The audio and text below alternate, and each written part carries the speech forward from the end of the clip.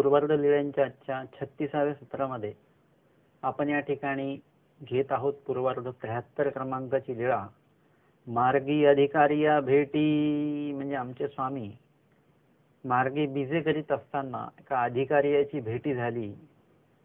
एकी गावी गोसाव्यांची वस्ती झाली. एका गावाला आमच्या स्वामींना वस्ती झाली म्हणजे मुक्काम स्वामींनी एक केलेला आहे. गोसावी पाणी पात्रासी बीजे केले. आमचे स्वामी पाणी पात्रासाठी म्हणजे भिक्षेसाठी गावामध्ये बीजे करतात. मा पाणी पात्र झाले आणि मग पाणी पात्र झाले म्हणजे भिक्षा स्वामींनी घेतलेली आहे. गोसाव्यांच्या श्रीकरी पाणी पात्र आणि आमच्या स्वामींच्या श्रीकरामध्ये पाणी पात्र म्हणजे श्रीकरामध्येच भिक्षा आहे. गोसावी गावा बाहेरी गंगेसी बीजे करीत होते. आणि स्वामी सांगतात भिक्षा मागून नदी तरी भोजन कीजे. म्हणजे भिक्षा घेतल्यानंतर पुढे भोजन करायचं आहे आणि मग भोजन करण्यासाठी तुम्हाला पाणी सोबत असणं जवळ असणं खूप गरजेचं आहे. आणि मग अशा वेळेला ज्या ठिकाणी पिण्याच्या पाण्याची सोय आहे जे नदीच म्हणजे अलीकडच्या काळामध्ये तुम्ही भिक्षा मागाल तर मग नदी नसेल आणि नदी असेल तर नदीला पाणी नसेल आणि पाणी असेल तर ते पाणी पिण्यासारखं नसेल. मग अशा वेळेला काय करायचं आहे, मामाजींनी आम्हाला जसं सांगितलं की ज्या ठिकाणी पिण्याच्या पाण्याची सोय असेल त्या ठिकाणी तुम्ही काय करू शकता, भोजन करू शकता. एखाद्या वासनिकाच्या पडवीला अंगणामध्ये सुद्धा बसून आपण भोजन करू शकतो. म्हणजे अर्थातच प्रसंग कसा आहे, वेळ कशी आहे, जागा कशी आहे हे सगळं तारतम्य बघून सगळ्या गोष्टी त्या कराव्या लागतात. आता याच क्षणाला तुम्ही ठरवू शकत नाही की आम्ही अशाच ठिकाणी जेऊ, इथे जेऊ, तिथे जेऊ, असं नाही करता येत. मग ज्या ठिकाणी पाण्याची सोय असेल त्या ठिकाणी भोजन करावं. आता त्या काळामध्ये म्हणजे 800 वर्ष आधी नदी असणार आहे आणि नदीला पाणी सुद्धा असतं, बहुतांशी असतंच. आणि मुख्य म्हणजे त्या नदीला पाणी असेलच परंतु ते प्रदूषित नसेल. आजच्या घडीला जर का नदीला पाणी जरी असेल तरी ते पाणी कसं असणार आहे, प्रदूषित पाणी असतं. ते पाणी तुम्ही पिऊ शकत नाही. मग त्या काळातली जी नदी आणि त्याचं जे पाणी आहे ते प्रदूषित त्यावेळी निश्चितच नसणार आहे, पिण्यासारखं ते असणार आहे. आणि म्हणून तर अक्षतृतीयाच्या त्या लीळेमध्ये स्वामी त्या रामाईसांना म्हणतात की जा हे घागर घेऊन जा आणि खोल पाण्यामध्ये जाऊन काय करा, बुडकाळा म्हणजे ती भरून आणा तिकडून. ती म्हणजे तेवढं ते पाणी शुद्ध आहे की मधलं नदीतला मधला जो भाग आहे तिथलं पाणी घेतलं तर ते शुद्ध असणार आहे. आणि अशा प्रकारे आमचे स्वामींनी हा विधी आम्हाला त्या काळामध्ये सांगितलेला आहे. नदी तरी भोजन कीजे. तोच विधी आम्हाला स्वामी या ठिकाणी करताना दिसतात की स्वामी भिक्षा घेतल्यानंतर गावाबाहेरी गंगेकडे स्वामी जातात. तव मार्गी अधिकारिया गाऊ रिगावे मार्गे जातू होता. स्वामी आमच्या गावाच्या बाहेर चाललेले आहेत आणि त्या गावामध्ये एक मोठा अधिकारी कुणी तो गावामध्ये रिगाव्या म्हणजे आतमध्ये येण्यासाठी मार्गे जातू होता म्हणजे त्या रस्त्याने गावाकडे आतमध्ये येण्याच्या रस्त्याने तो आत येत होता आणि त्याच रस्त्याने आमचे स्वामी गावाच्या बाहेर चाललेले. तयाचे राऊत पायीक पुढे येत होते. आणि कुठलाही अधिकारी असेल, मुख्य माणूस असेल, तो जेव्हा येतो तेव्हा तो एकटा कधीच येत नाही. त्याच्या मागे पुढे गाड्या असतात, त्याच्या मागे पुढे सेवक असतात. आणि या ठिकाणी सुद्धा तो अधिकारी आहे आणि त्याच्या पुढे त्याचे राऊत पाईक जे काही त्याचे सेवक असतील, सैनिक असतील, हे त्याच्या पुढे येत होते. तव तयाचेनी एके राऊत पाईके गोसाविया ते भालेयाचिया बुडिया करुनी लोटिले. स्वामी मार्गाने बीजे करतायत आणि म्हणजे स्वामी तिकडून येत आहेत आणि हे तिकडून इकडून चाललेले आहेत. आणि अशा वेळेला तो जो सैनिक आहे त्या सैनिकांना स्वामींना असं बाजूनी निघून जावं स्वामींच्या. त्यांनी काय केलं, त्याला वाटलं आता आपले अधिकारी येत आहेत, आपले मालक येत आहेत आणि म्हणून मग त्यांनी काय केलेलं आहे की स्वामी तिकडून येत असताना त्यांनी स्वामींना भाल्याच्या बुडिया करुनी म्हणजे भाल्याचं पुढचं टोक वरचं टोक नाही लावलं त्यांनी, वरचोटोक लावलं असतं ते धारदार असतं, त्याच्यानी जखम होऊ शकते. त्यांनी भाल्याची जी बुडी आहे, बुडिया करूनी, म्हणजे जो भाला असा धरल्यानंतर टोकदार भाग वर राहतो आणि जमिनीला जो भाग टेकतो त्या भागाने स्वामींना काय केलेलं, लोटलेलं आहे त्यांनी अक्षरशः. आणि मग तेने करून श्रीकरीचे पाणी पात्र सांडिले, आणि त्याच्यामुळे स्वामींच्या श्रीकराला धक्का लागला आणि स्वामींच्या श्रीकरातलं जे अन्न आहे, भिक्षा अन्न जे आहे ते खाली पडलं, सांडिले. मग तेथची गोसावी आसनी बैसोनी एकी श्रीकरे दोन देसी पाणी पात्र धरिले. आता मुळातच जो अधिकारी आहे, आपण अनेक लीळा अशा बघितल्या, वेठी जाणे किंवा स्वामींना चोर सांगाती सोडवणे ह्या लीळेमध्ये म्हणा, किंवा राम धरण्याची पुढची लीळा येते त्यामध्ये म्हणा. ही जी सैनिक मंडळी आहेत ही फक्त म्हणजे असं त्यांच्याकडे दृष्टीचा भाग ना म्हणजे नसतो की काय, उलट सैनिक म्हटल्यानंतर चांगलं त्यांचं बघणं हे ते अशा पद्धतीचं पाहिजे, त्यांची दृष्टी अशा पद्धतीची पाहिजे, किंवा त्यांची चातुर्यता अशा प्रकारची पाहिजे की त्यांच्या लगेच लक्षात आलं पाहिजे बघितल्या बघितल्या. इतकं ते राजदरबारामध्ये वावरत असतात. परंतु व्यक्तीला पाहिल्यानंतर त्यांच्या काही लक्षात येतं की नाही येतं. अर्थातच स्वामींची श्रीमूर्ती सगळ्यात वेगळी आहे, तरी पण त्यांच्या ते लक्षात येत नाही याची मला खूपच विशेषता वाटते. स्वामींना बघितल्यानंतर इथे प्राणी मात्र वेदतात, सामान्य लोक वेदतात, आणि ही सैनिक मंडळी जी आहे, सेवक मंडळी आहे, त्यांच्या उपलक्षात येत नाही. हे बघून खूपच आश्चर्य वाटतं मला लीळेमध्ये. आणि या ठिकाणी सुद्धा या सैनिकाने काय केलेलं आहे, तो कदाचित घाई गडबडीत असेल किंवा स्वामींना बघून सुद्धा न बघितल्यासारखं त्यांनी केलं आणि स्वामींना थोडंसं त्यांनी धक्का दिलेला आहे. त्याच्यामुळे श्रीकरातलं अन्न, जे श्रीकरामध्ये अन्न होतं, भिक्षान्न होतं, ते खाली पडलं. आणि खाली पडल्यानंतर तेथची गोसावी आसनी बैसोनी एकी श्रीकरे दोन देसी पाणी पात्र धरिले. आमचे स्वामी तिथेच बसले. स्वामी काही म्हणजे ज्या ठिकाणी ते भिक्षांना खाली पडलं, बाजूनी सैनिक निघून गेलेत, स्वामी जागेवरच बसले आणि मागून त्याची पालखी येते त्या अधिकाऱ्याची. आणि स्वामी त्या ठिकाणी बसून काय करतात, एकी श्रीकरे दोन देसी, म्हणजे एक श्रीकर स्वामींनी काय केलेलं आहे, पोटाला असं धरलेलं आहे. आणि पाणी पात्र धरिले उजवेनी श्रीकरे भुईसी सीते वेसिती. म्हणजे आता जे भिक्षांना जे खाली पडलं ते सगळंच काही खाली नाही पडलं. काही भिक्षांना जे आहे ते श्रीकरामध्ये राहिलं आणि काही खाली पडलं. स्वामींनी काय केलेलं आहे की एक श्रीकर पोटाला, श्री दोनदेसी म्हणजे पोटाला लावलेला आहे, आणि दुसऱ्या हाताने दुसऱ्या श्रीकराने स्वामी काय करतायत, भुईची सीते वेचिती, जमिनीवर जी काही सीते पडली ती सीते जी आहेत स्वामी वेचतायत एका श्रीकराने. एक श्रीकर पोटाला लावला, दुसऱ्या श्रीकराने वेचून त्या पोटाला लावलेल्या श्रीकरामध्ये स्वामी ते भिक्षांना काय करतात, वेचून टाकत आहेत. तव मागीला कुणीनी तो अधिकारी आला, आणि मागून तो अधिकारी आलेला आहे. तव तेने गोसाविया ते सीते वेचिता देखोनी दांडी खालुती उडी घातली.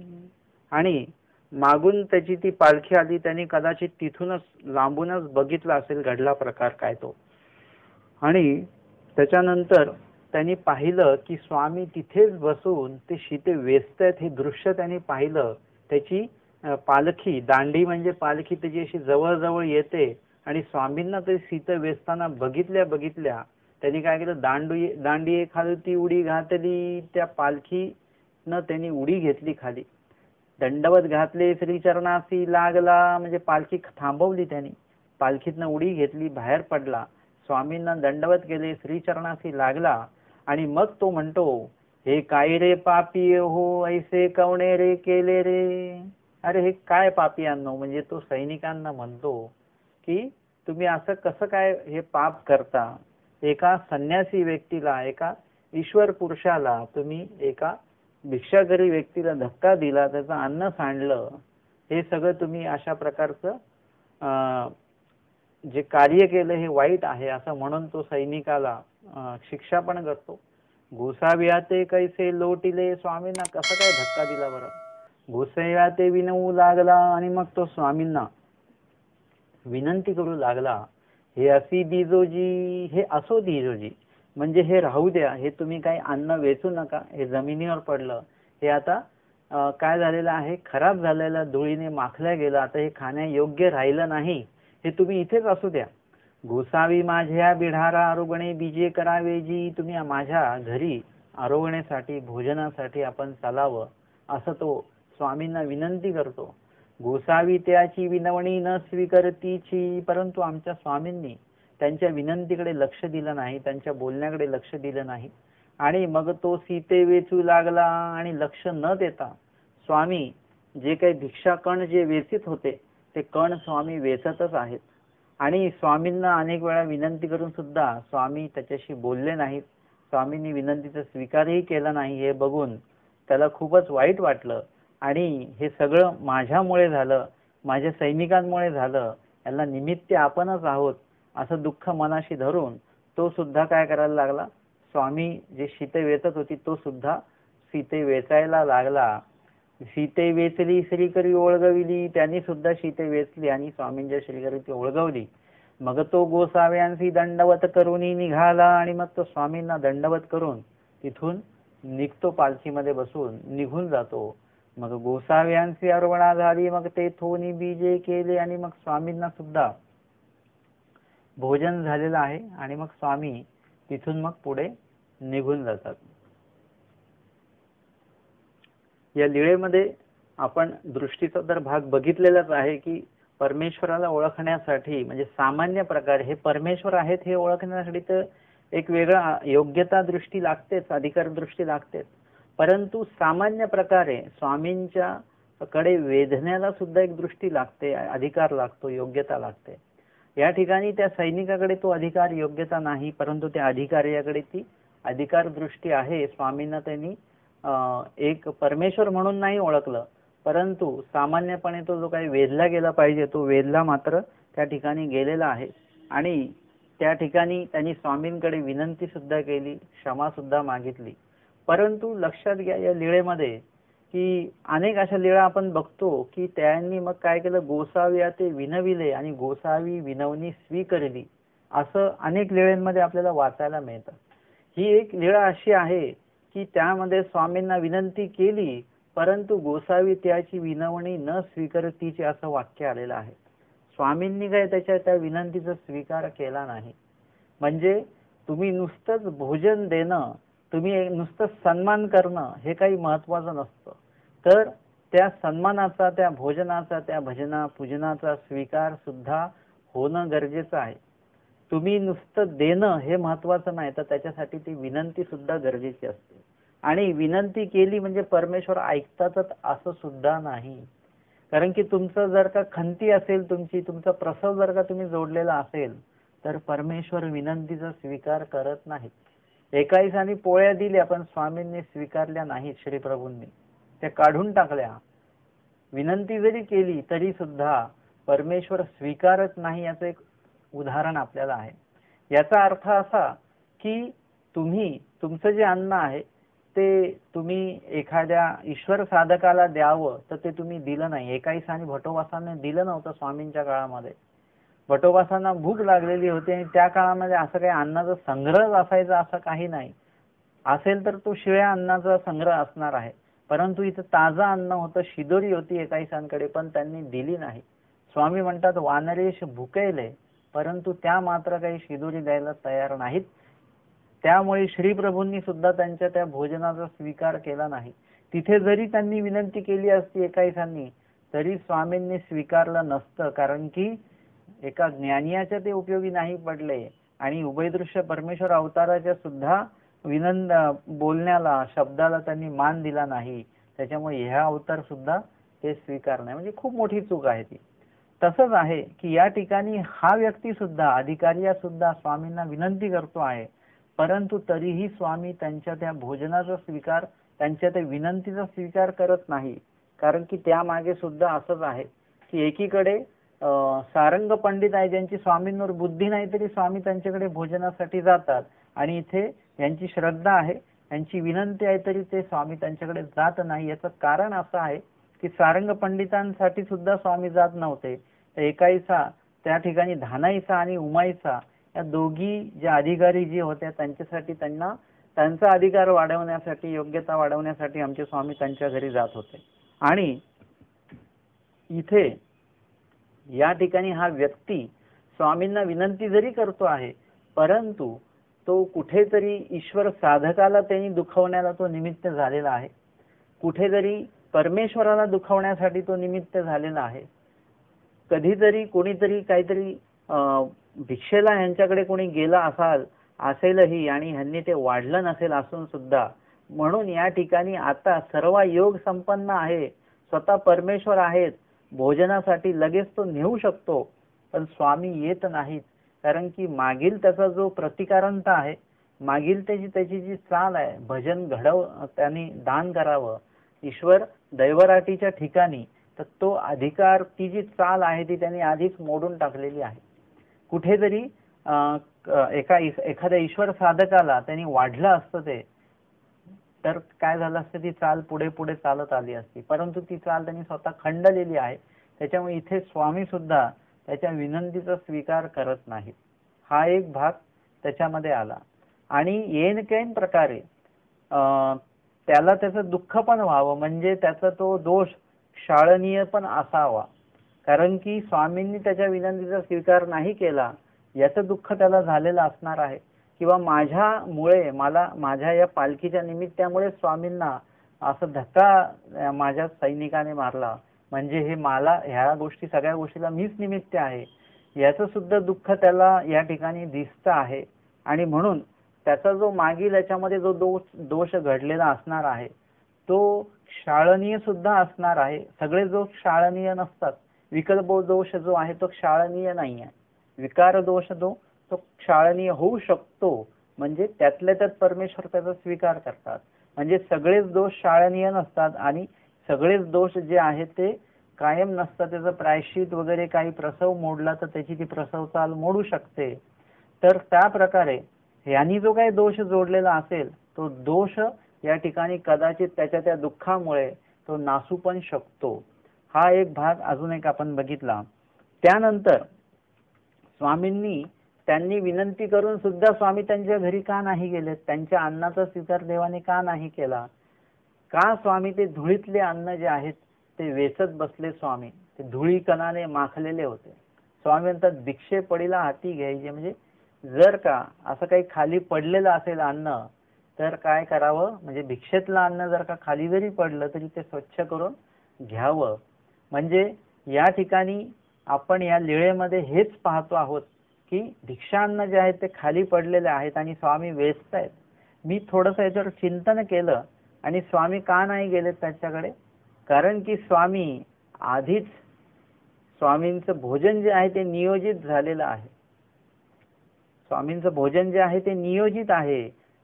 परमेश्वराने कोणाच्या घरी भिक्षेला जावं हे सुद्धा कुठेतरी नक्की आहे. कुणाच्याही घरी देव जात नाही, कारण की कुणालाही तो परमेश्वराला भोजन दान देण्याचं जे काही भाग्य आहे ते प्रत्येकाकडेच तर नाही आहे. प्रत्येकालाच ते सौभाग्य नाही आहे. खूप कमी लोकांनी ते जोडलेलं आहे. आणि परमेश्वर सुद्धा मग अशाच जीवांच्या घरी जाणार की ज्यांनी कुठेतरी पूर्व दैवराटीची काहीतरी कणव जोडलेली आहे, काहीतरी दातृत्व करण्याची कणव जोडलेली आहे, त्यांच्याच घरी स्वामी जाणार आणि त्यांच्याच घरी स्वामी भोजन स्वीकारणार. कृष्ण महाराज दुर्योधनाकडे गेले. असं म्हणतात की दुर्योधनाची पत्नी 6 महिन्यापासून सगळी तयारी करत होती. स्वामी येणार, कृष्ण महाराज येणार म्हणून ती खूप आनंदित होती आणि सगळी ती तयारी करत होती.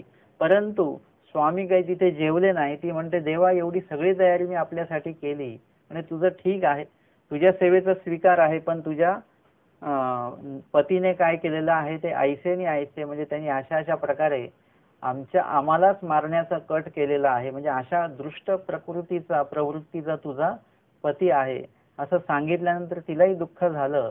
म्हणजे तिने एवढं सगळं काही तयारी केलेली होती, पण त्यांच्या घरी जाऊन सुद्धा स्वामींनी त्यांच्या भोजनाचा स्वीकार केला नाही.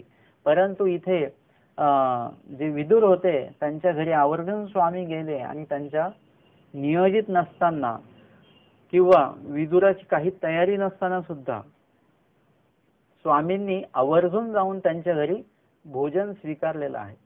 म्हणजे तुमची तयारी किती मोठी याला काही महत्व नाही. तुमची आवडी, तुमची वृत्ती, तुमची प्रवृत्ती कशी आहे याला खूप महत्व आहे.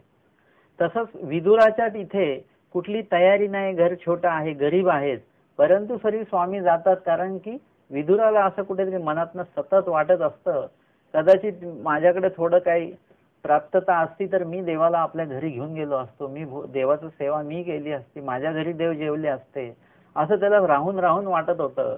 आणि त्या विनंतीमुळे, त्या तळमळीमुळे काय झालं, त्याची ती योग्यता वाढली की देवाने तिथे जाऊन जेवावं त्यांच्या घरी, स्वतः देवाने मागावं आणि जे आहे ते देवाने स्वीकारून त्यांना मला प्राप्त करून द्यावा, अशा प्रकारचं योग्यता, अशा प्रकारचा अधिकार विदुराने स्वतः कमावला तिथल्या तिथे. म्हणजे एखादी गोष्ट तुमच्याकडे अधिकार योग्यता नसेल, परमेश्वराची प्रसन्नता नसेल, तर तुमच्या त्या तळमळीने, दुःखाने तुम्ही ती प्राप्त करू शकता. देवाला विनंती अर्जव करून ते तुम्हाला देवाची प्रसन्नता प्राप्त होऊ शकते.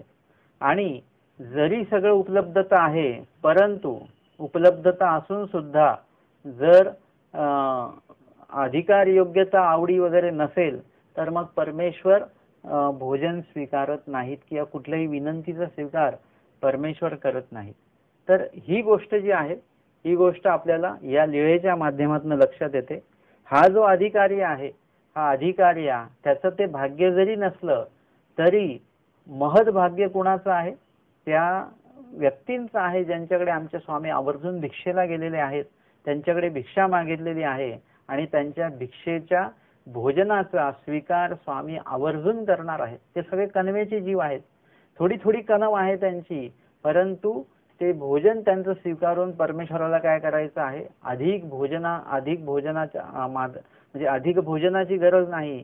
थोडं थोडं जरी त्यांचं ते अन्न स्वामींनी स्वीकारलं तरी काय करणार आहेत स्वामी, त्यांच्या त्या छोट्याशा कणवेचा, म्हणजे अन्न जरी थोडं स्वीकारलं तरी त्या अन्नाच्या माध्यमातून काय होणार आहे की छोटी कणव काय होणार आहे, मोठी होणार आहे, म्हणजे कणव वाढणार आहे.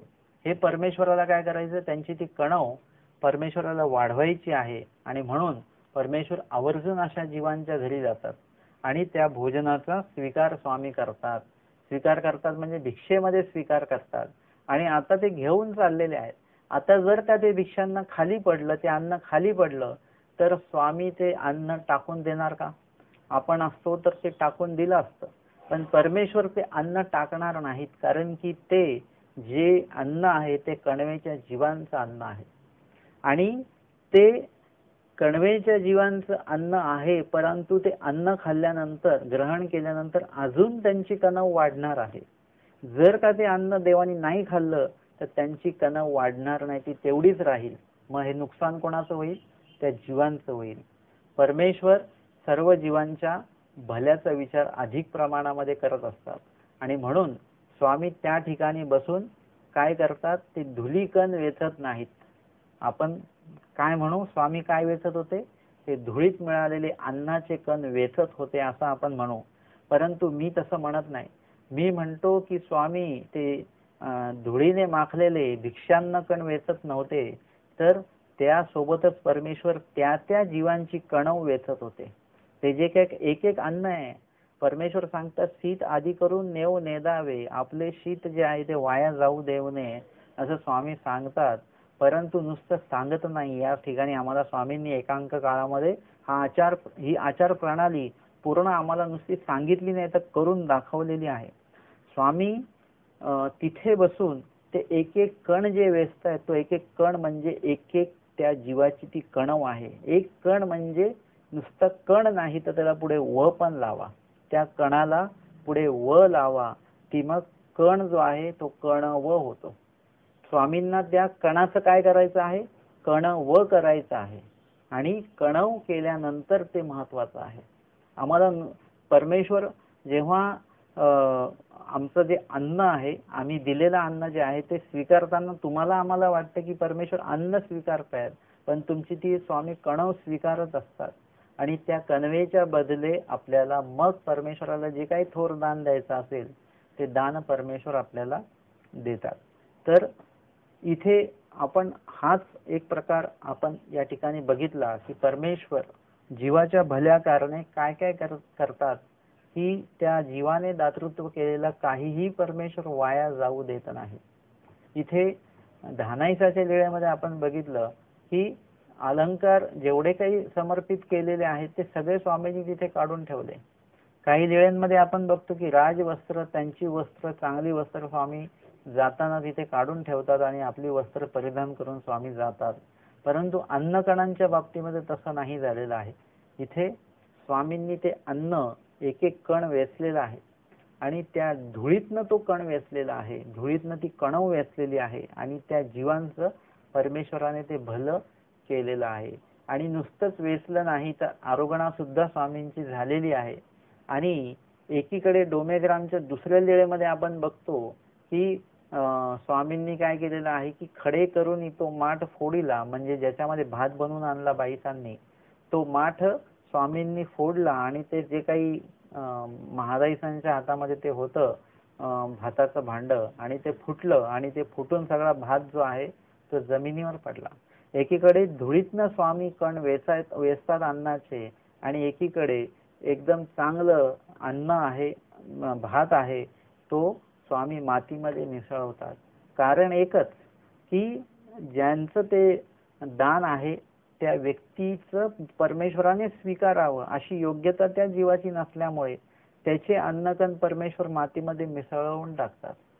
कारण की त्यांनी काय केलेलं आहे, आपल्या संधीची माती करून टाकली. त्या संधीचं सोनं करावं ना त्याने, तर त्या संधीची त्यांनी माती केली. एकाईचा उपलक्षण आहे, परत ती वेळा आपण घेऊ शकतो की एकाईसाला संधीचं सोनं करायची खूप मोठी संधी आलेली होती की त्याचं सोनं ती करू शकत होती. परंतु तिने काय केलं, भटोवासांना ते भोजन दिलं नाही आणि संधीचं तिने काय केलेलं आहे, माती केलेली आहे. असे जे जीव आहेत ज्यांचं अन्न परमेश्वराच्या, दैवराटीच्या आणि परमेश्वर साधकांच्या उपयोगी जावं, आचरणवंत स्मरण नष्टांच्या उपयोगी जावं, तर अशा वेळेला काय होतं की ते अन्न ती व्यक्ती त्या जीवाला देत नाही. म्हणजे ती संधी आलेली आहे पण त्याचं सोनं होत नाही, त्याचं माती होते. मग अशा जीवांचं जे परमेश्वराच्या कार्याला उपयोगीच पडले नाहीत अशा जीवांचं परमेश्वरही काही स्वीकारत नाहीत आणि त्यांचं अन्नकण मग मातीमध्ये मिसळवलं जातं. परंतु जे परमेश्वराच्या कार्याला उपयोगी पडले, परमेश्वराच्या साधकांचे उपयोगी पडलेले आहेत, परमेश्वराच्या उद्धरण कार्याला जे उपयोगी पडलेले जीव आहेत, त्यांचं अन्नकण मातीत जरी मिसळलेलं असेल तरी परमेश्वर काय करतात, तिथून सुद्धा ते वेचून घेतात आणि ते ग्रहण करतात. अशा प्रकारे परमेश्वराचं कार्य आपल्याला अगाधत्व, ह्याला जे काय म्हणतात हे अगाधत्व, ह्याचं वेगळं काय आहे की परमेश्वर जे आपलं जीवाच्या भल्यासाठी म्हणून जे काही परमेश्वराने अवतार घेतलेला आहे ते जीवाचं भलं कशा प्रकारे करतात हे सुद्धा आपण या लीळेच्या माध्यमातून बघितलेलं आहे. आजच्या या पूर्वार्ध लीळेंच्या 36व्या सत्रामध्ये आपण या ठिकाणी पूर्वार्ध 53 क्रमांकाची मार्गी अधिकारी भेटी या लीळेवर श्रवण आणि चिंतन केलेलं आहे. दंडवत हो.